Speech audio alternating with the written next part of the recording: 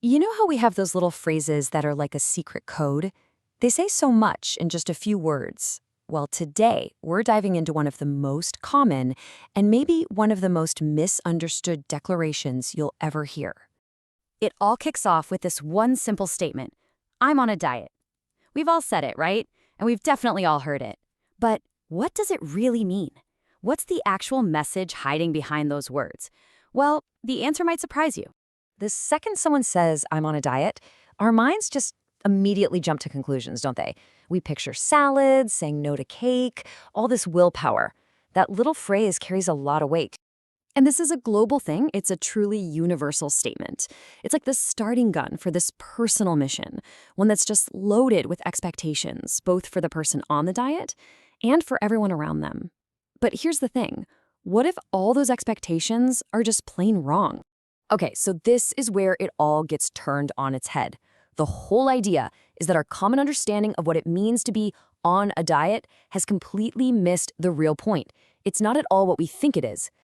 So here is the central conflict laid out for us. On one side, you have the popular assumption. Being on a diet means you stop eating, or, at least you stop eating anything good. But the reality? Yeah, not quite. And this is the first part of the big reveal. It says it right here, plain and simple. It doesn't mean I'll stop eating. I mean, that's the setup, right? It's the line that makes you stop and go, wait, what? Okay, so what does it mean then? So, if it's not about giving things up, what is it about? This is where we get the punchline, and it is so honest, so funny, and so deeply, deeply relatable that it just changes how you see the whole thing. This is the real meaning. Let's just hang on this question for a moment. Think about it. If you tell everyone you're on a diet, but you have zero intention of actually stopping yourself from eating, what are you really saying? What is the actual point you're trying to make? And there it is. It means I'll regret it after I eat. This is just perfect because it's so true, isn't it? It perfectly captures that universal feeling of guilt right after you've indulged.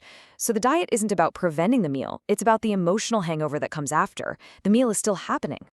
And this boils the entire thing down to a simple, perfect two-step cycle. This is the real journey of a dieter. Step 1, you eat. Step 2, you regret it.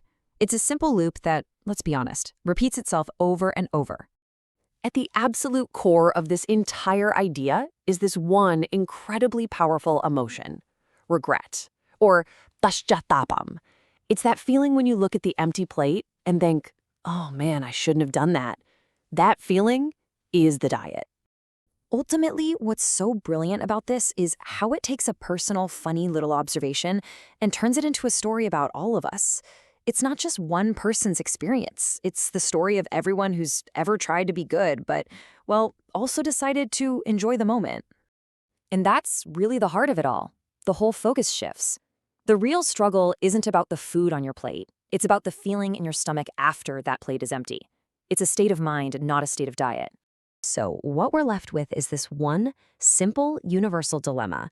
It's just a great reminder that underneath all of our personal goals and struggles, we really do share the same wonderfully human and often contradictory feelings. Which leaves us with one last question to chew on. When we sit down for a meal, what's actually in the driver's seat? Is it hunger, or is it the future feeling of regret? I bet the next time you hear someone say, I'm on a diet, you'll know exactly what they mean.